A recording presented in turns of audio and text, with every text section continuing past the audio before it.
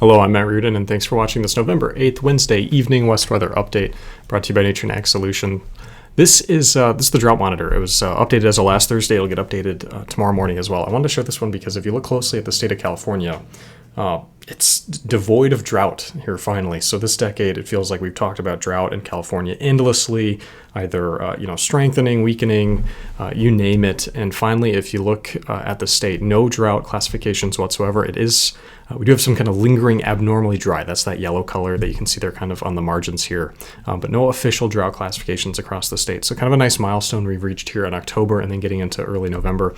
And spoiling the forecast a little bit, looking out into the future, I don't see any way that we're going to be getting drought building back into the state anytime soon. So if you're a fan of water, you like snow, all those types of things, El Nino winter coming up, the water situation has really improved very quickly across the state. It only takes a year or two of this kind of pattern switch, some of these teleconnections, El Nino, you name it, to switch around. And suddenly the conversation shifts from, just a few years ago or just even last year where we had so little water to now, if anything, the problem might be getting a little bit too much of it going into this winter. So it's interesting how quickly things change there. Looking elsewhere across the west, shifting to the north, the Pacific Northwest, we do have some lingering drought classifications there. We talked about some of those concerns going into this fall, but even those concerns now waning as well with all the frequent rainfall events we've seen going through the fall months here. So there are some kind of lingering drought classifications in the area, but the west has just been so active lately. It's not nearly as big of a concern here at the end of 2023 as it was last year. And what's cool is we can actually, if you just go to the USDA Drought Monitor site, you can visualize this in time series. So taking kind of a slice through time. I started it at the beginning of the decade here. This is for the West region, so all the areas that we look for here. And going into the decade, we've been building drought all throughout that first year or two as we were kind of in the midst of this multi-year La Nina. We typically expect that with those La Nina years, drought tends to build across the western U.S. It's an increased risk during these La Nina years with the variable jet stream. But as El Nino's kind of shifted into gear here in 2023, we obviously had the big atmospheric river events come through the western U.S. In early 2023. If you look closely here at the bottom, just throughout the year, we've been reducing drought, a little bit of buildup here in the Pacific Northwest, other areas of the Northwest here at the end of summer. But we're starting to crest there a little bit as well and come down with some of this recent rainfall. Jump over and look at California as a state more specifically. Obviously, you can see the big buildup of drought in through 2021, the kind of redoubling of that in through 2022. If you remember, 2021 in December, kind of right around Christmas and that week after, we got huge snowfall amounts in the Sierra Nevadas that walked these drought classifications back. And then it felt like the switch, just the hose turned off, if you will. Going into that spring, we basically zapped off all the snow that we had piled up in December with a very hot and dry spring and summer, and then finally got out of that with the onslaught of atmospheric rivers at the beginning of this year. So just always interesting how quickly these stories can change if you look at them through time. Looking across the west, right now, I say right now because things could get a little bit more heated up as we go into next week, but pretty quiet across the southwestern half of the western U.S., just some lingering clouds here across Utah and Colorado. You can see this kind of north to south kind of trend in the cloud field here, indicative of that cold front that's pushed through, brought temperatures down a little bit here recently. If you jump over to the northern half of the region here, again, fairly quiet across the western region, some clouds moving through the area, but largely pretty clear across the area with some lingering fog here in the Snake River Valley and the Willamette Valley here as well. If we get temperatures at this time, chilly across the interior west, really a little bit chilly here as well in central California. Really anywhere that's kind of seasonal is a little bit further south. We actually do have some intermittent Santa Ana winds, not uncommon when we get these big cold fronts here through California. So red flag warnings are out for parts of Los Angeles and I believe Ventura County down here. So still have some heightened fire risk, probably not quite as concerning as it was just a few days or weeks ago. And that's something we're keeping an eye on today.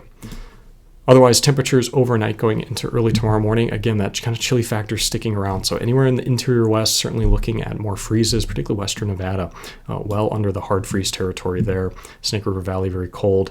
You go over to the Willamette Valley overnight tonight, expecting potential frost. Not getting quite down into freezing territory, at least as the National Weather Service, the NDFD forecast, is to be believed here.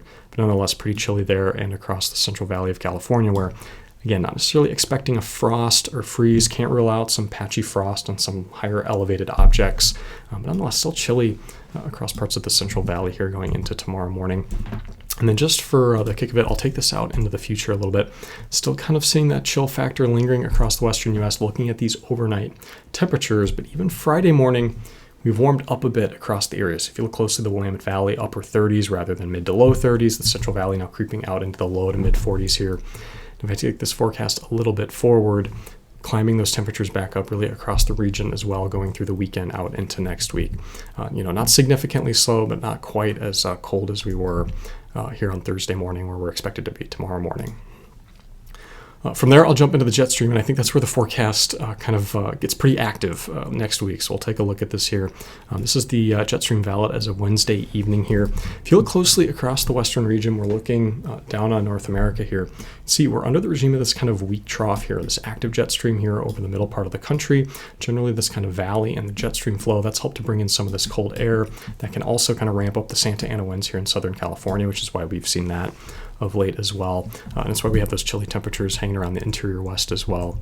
As we go through Thursday, remember I mentioned the temperatures warming up a little bit on Friday. It's because we actually get under the influence of this little, what we'll call a shortwave ridge. And I say that because it's not one of these big dominant ridges that we've talked about, maybe July or August, but enough to kind of warm temperatures up a little bit going in through the day Thursday and then into Friday morning as well.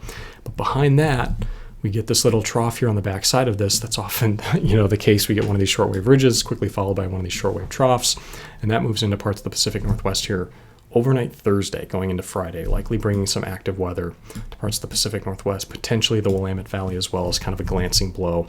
Nothing too significant overnight. If I take this forecast into Saturday, you see a bit of focus here from the Pacific jet stream on the Pacific Northwest, particularly Washington, like keeping things active there in terms of precip as we go through the day Saturday. Also can't rule out at least a glancing blow in terms of precipitation showers for parts of the Willamette Valley as we go through the day on Thursday as well. If I take this forecast forward now, we're going out and through the day on Sunday and now into Monday. We can see a pretty, what I'll call significant amplification of this trough off the west coast of the United States. So you can see that kind of pinching off there. We have this low with the jet stream coming through Alaska, and then this amplified trough here just off the west coast of the United States. Now it's focusing a lot of this wind here on the northwest coast of the U.S. here, likely keeping some active weather moving through the immediate Pacific Northwest, especially as we go into Monday and Tuesday.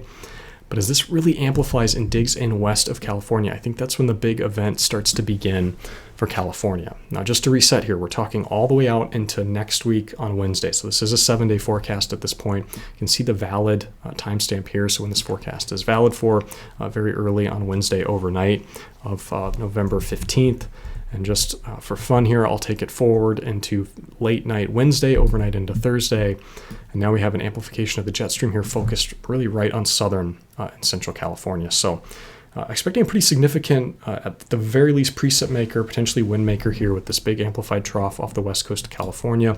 You can imagine the subtropical Pacific Ocean. There's plenty of moisture down here to help be pulled up into the area, increasing the rainfall chances as we go out into that 7 to 8 to 9 day forecast next week. And I'll just jump over and take a closer look. It's the same image, same forecast I just showed you from the European model here on Wednesday evening of next week. So almost exactly 7 days out from now. And if you look at California here, the jet stream forecast, or California, that's certainly Hawaii, the state there. I mentioned that because you can almost draw a line there from Hawaii up toward California. So this isn't your typical kind of El Nino type of precipitation maker. And by that, I mean we typically don't see this big amplified trough associated with El Ninos all the time. But nonetheless, this is another way to get significant precip and some of these storms in through California with a big low pressure system centered off the west coast of the state there. So that's certainly going to be the big story mid to late next week in California. Again, being a 7 to 8 day forecast, the exact details of the event, the timing and the amounts, we can't be too specific with, but I'll try to break down what we're watching, at least for this event specifically. So I was looking at the same ECMWF forecast. That's the European Center for Medium Range Weather Forecasting. I'll show you this one. We'll compare it to the GFS as well. I'll get you an idea of what the timing might look like for some of these rain-making events here. The first one, I'll take this forecast and make it valid as a Thursday evening. So working late evening, Thursday going into the overnight into Friday. And there's that first kind of weak trough I said coming through the parts of the Pacific Northwest. More of a glancing blow Thursday overnight, clearing up by Friday morning, at least around lunchtime for the Pacific Northwest. Not looking at too much of a significant precip maker there. Certainly enough to get the ground wet across the Willamette Valley. I mentioned that next one with that jet stream focusing on Washington. That was going to be the next big precip maker there. That is later, kind of midday through the late day on Saturday, potentially seeing kind of a glancing blow across the upper Willamette Valley, or kind of the northern half of that there. Possible it could get into some of the further southern portions of the valley there, but not looking at too much significant precip from this one as well. Of course, the big story kind of begins next week as that trough amplifies off the west coast of the United States. You're just going to start seeing the effects of that with the immediate kind of impacts being more precipitation here coming to the coast of the Pacific Northwest late Monday into Tuesday overnight. With a focus here potentially on the Willamette Valley getting some more precipitation out of this into Tuesday afternoon. And then that's really when we're expecting some of this rainfall to begin at some point in the state of California, is that kind of Tuesday into Tuesday night time frame, likely for Northern California. And as that trough kind of digs in and really gets its home, gets cozy off the west coast of California, we're expecting that energy on some of the precipitation of the jet stream to focus that rainfall on parts of central and southern California later on Wednesday night. And I'll just take that forecast out here. You can see that low pressure system, a pretty potent one here below 990 millibars, now starting to get this precipitation come into parts of central and southern California late in the day on Wednesday. Really looking at kind of the Wednesday PM time frame, maybe around dinner time, where we have significant precip now moving into the coastal areas of California, potentially at times into the Central Valley as well. You can even see the Sierra Nevadas now starting to get in on some snowfall from this system. Again, this is looking all the way out. We're November 15th in the evening, Wednesday night, around dinner time, continuing into Thursday morning with precipitation all the way up the coast, including parts of Northern California, more precipitation and snowfall coming into parts of the Sierra Nevadas. If I take this forecast through Thursday afternoon, if you keep that low pressure system a little bit weaker now, but still parked west of California, we're going to continue to get more of this precipitation, and it's this huge resource of moisture in that Pacific not far away, and with that flow coming over it like we saw from Hawaii. Still looking here from the ECMWF forecast, specifically widespread rainfall Thursday evening as well. If I take this forecast into Friday midday, we still have precipitation falling across much of the state, including parts of Southern California, now all the way into Friday and parts of very early Saturday as well. So significant precip maker potentially, for California. This is one forecast. Now, it is the ECMWF model. I mentioned the acronym there. We tend to kind of consider them the flagship, numerical weather prediction model, and we'll often compare that to the GFS. So that's the European model, the ECMWF. The kind of NOAA, the model here for the United States is the GFS, that's the Global Forecast System. Tends to perform ever so slightly a little bit worse than the ECMWF, but that's not to say, for this event specifically, it's going to know more or no less than the ECMWF. It's always good to compare the two when you're trying to look at a 7 to 10 day forecast where there's a lot of variability. One thing I did want to mention with this kind of more potent low pressure system off the west coast of California, the winds should pick up at times, particularly for coastal California. We're looking at maximum wind gust swaths. This is looking all the way out in kind of an 8-day forecast here, looking for which areas are going to receive the highest wind gusts through the forecast period. And we can see potential for 45 to 50 mile an hour gusts along the coast of California.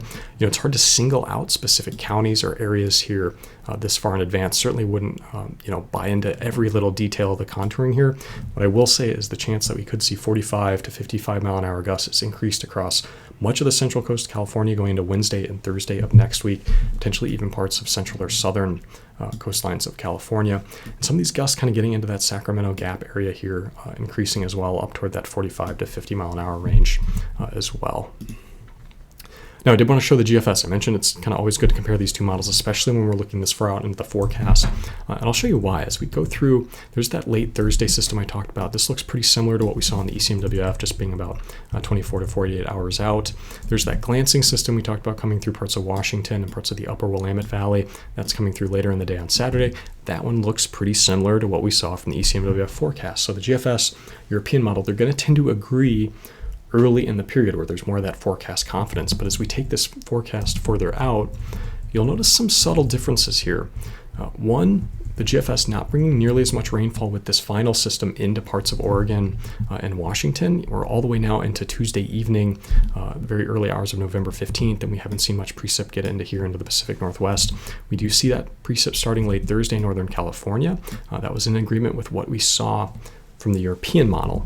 But as I take this forecast through Wednesday, now into midday Wednesday, a lot of the focus of the precipitation here from the GFS model, specifically now into Wednesday evening, taking it into Thursday morning, it's just totally focused, kind of training right over Northern California, not really getting through Central and Southern California like the ECMWF model was. This is a much different forecast right now, which is not totally unexpected, right? It's a 7 to 10 day forecast. Our forecast confidence drops. We can't get too much into specifics when we're talking that far out. So there is some model differences here. Hard to say which one has a better handle on things. I will say eventually that the trough kind of settles in over the western U.S. later that next week. We do get some precipitation from the GFS into California finally, including some significant precipitation falling in the Sierra Nevadas. That would certainly be snowfall here now, Thursday overnight into Friday morning, clearing out finally at some point over the weekend, Saturday into Sunday here. So a little bit of differences here. The ECMWF, the rainfall totals, I centered the 7 days really over next week. So going from basically starting this Saturday, coming up all the way to the Saturday of the next week. And just looking at this one, high rainfall amounts in the upper Willamette Valley here in the southern portion of it there, potentially 1 to 2 inches of rainfall there, heavier amounts possible along the coastline. Sacramento Valley, potentially looking at anywhere from 1 to 3 inches of rainfall out of this event when all is said and done. The San Joaquin Valley, probably looking at lesser amounts, just being a little bit more of a rain shadow there, but could see anywhere from areas that miss out entirely on kind of the west side of the San Joaquin Valley to areas that get 1 to 2, maybe even, can't rule out 2.5 inches in some of the areas of the valley here, depending on where some of these storms train over. But I think anywhere from kind of 1/4 of an inch to 1 1/4 would be my guess for the San Joaquin Valley. Again, hard to talk specifics this far out in that forecast. And kind of saying that the significant chance here that I am worried about is some of this coastal flooding. So the ECMWF brought more of that rainfall through the central and southern coastline of California. And if you look closely, some of these values are getting into the, what I would say, significant flooding potential anytime we get up into this kind of gray territory here. That's 4 to 5 inches plus in some of these mountainous areas that can't hold a lot of water. That's going to send those down the mountain streams and increase the chances for some urban street and flooding from some of the systems that come through here. Some of this rainfall all the way through down to the border here, and even some trying to get into parts of the lower Colorado River Valley, lesser amounts there from the ECMWF. Now I'm going to compare this rainfall map here. We're going to jump over and look at the GFS model. You can see much more of that focus on Northern California. So the north coast of California, the Sacramento Valley still looking, at least from this forecast, anywhere from 1 to 3 inches potentially of rainfall. San Joaquin Valley, because it did get some of that precip in there on Friday finally, still seeing anywhere from 1 to 2, maybe a little bit over 2 inches of rainfall, but less of that rainfall getting into Southern California, and with more of a focus here on Northern California, still looking at a lot of snow potentially in the Sierra Nevadas from the GFS forecast, less precipitation getting into parts of the Willamette Valley here from the GFS compared to the ECMWF. Again, too early to say, hey, the GFS has a better handle on it versus the ECMWF. Just can't say that at this point, but we are going to watch kind of both scenarios. Wanted to provide you with both of those. As is often the case, the national blend of models, what we call the NBM, looks kind of like a blend of both models, with, if you will. It takes into account some other models as well. But it has the rain pushing all the way through parts of Southern California down to the border. Even some chance for rain getting into parts of the lower Colorado River Valley, albeit not as much. And then widespread 2 to 3 inches of precipitation in parts of the Central Valley. I think that's a little overzealous. Could certainly see anywhere from about 1/2 inch upwards of 2 inches here in the San Joaquin, potentially 1 to 3 inches in parts of the Sacramento Valley. Probably guessing somewhere kind of on the lower side of that to the 1 to 2, with the Willamette Valley getting some significant precip as well, maybe kind of 3/4 to 1/5, or 1.5 inches of rainfall, I should say. And then when all said and done, not a ton of this rainfall is getting into the interior west. Some of the models, not much getting into western Nevada, not much getting into parts of northern Montana, and not too much significant precipitation getting into the Snake River Valley or even eastern Washington. The system kind of mostly focusing on the west coast or California proper, so we'll be keeping an eye on that as well.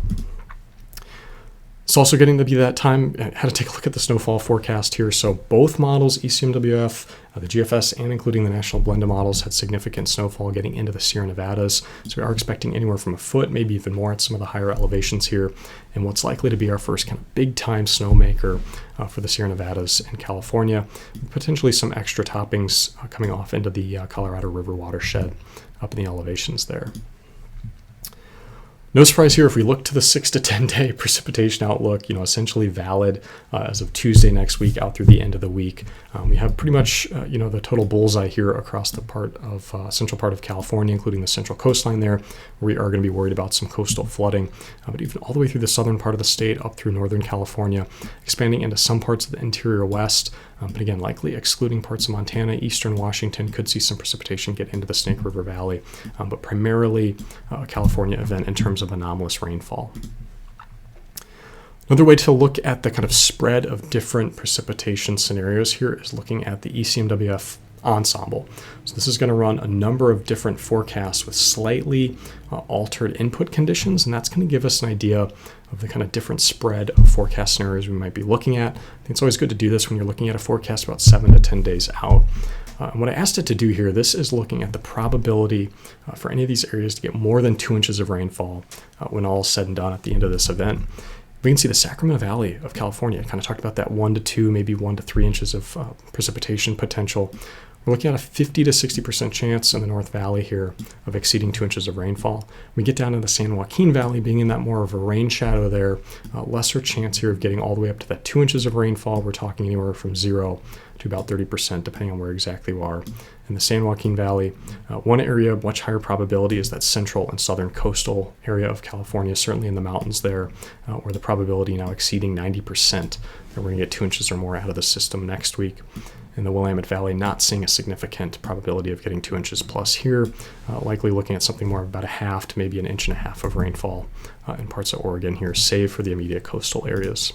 If we look at the GFS ensemble, a little bit different of a story. We talked about more of that focus on Northern California, which is why the Sacramento Valley is still seeing some of those higher probabilities here of exceeding 2 inches, certainly in the northern coastal area, but lesser chances here across the southern part of California. So keeping an eye on that as well. The GFS a little bit more focused on the Northern California, leaving some other areas ever so slightly drier in the forecast here.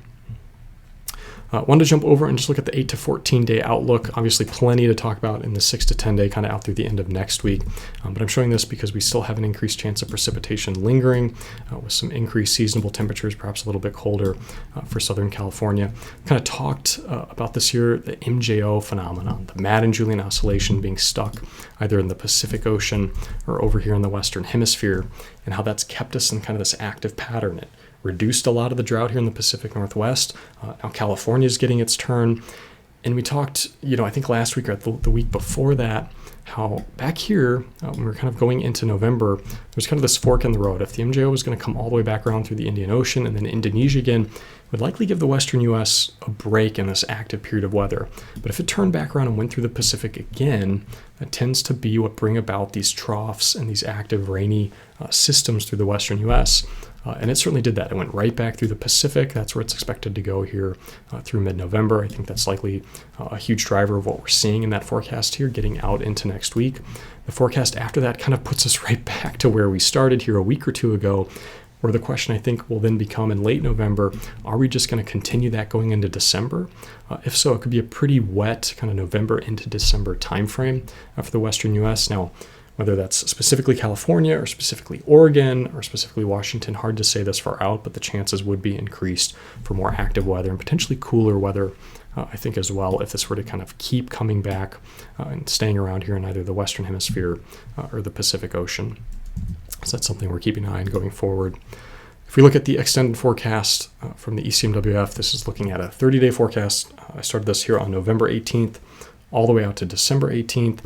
And they're really keeping up that precipitation signal across California, Nevada, and Utah here. So I don't try to put too much weight into these extended ECMWF forecasts. I talk all the time how, even a 7 to 10 day forecast, we can't be too confident in the specifics. So certainly a 30 to 40 day forecast, we're going to be even less confidence in that forecast here. But nonetheless, it is a signal that potentially we're going to stay a little bit wetter here for parts of the western U.S., particularly for California, potentially a little bit drier for the Northwest, if the specific forecast is to be believed.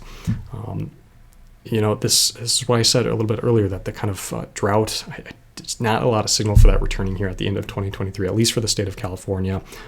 Even if we don't see a lot of this rainfall forecast, but specifically here for November 18th out through December, just the rainfall that's expected next week is going to walk back any possible concerns there.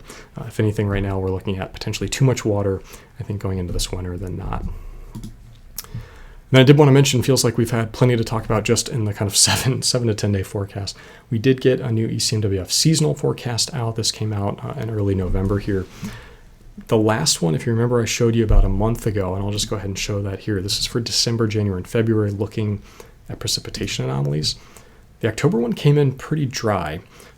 This made us think a little bit. Wasn't totally confident in this one because it seemed to kind of buck trends we saw elsewhere. Now, a month later, this latest forecast shifting wetter for parts of California, potentially Arizona, southern Nevada as well, kind of more in line with what we typically see in an El Nino, with potentially drier risks north in parts of Oregon, Washington, Montana, and Idaho. Given some of the rain we saw here just over the last few weeks, I'm not quite as concerned about drought building all the way through fall and then all the way through winter in the Northwest. Nonetheless, keeping an eye on the potential drought implications here if this were to verify. But right now, looking a little bit better here for California and Arizona and Nevada in terms of getting, our promised El Nino winter, the bountiful water year we're getting. And I think some of the precipitation that we're expecting here in the forecast kind of doesn't hurt long term. And the fact that sometimes the pattern can kind of get stuck. It can stay sticky, what we call as meteorologists persistence. Sometimes your kind of best clue into what might happen in the future is what's going on in kind of the immediate forecast here. So I think the picture still looks somewhat rosy for California going forward if you're interested in getting even more water in parts of the Sierra Nevadas and the coast of California. Maybe that's all about I could fit today in this video here. I want to get you off into whatever else you're doing. But if you lasted this long, thanks for watching. I'll see you next week.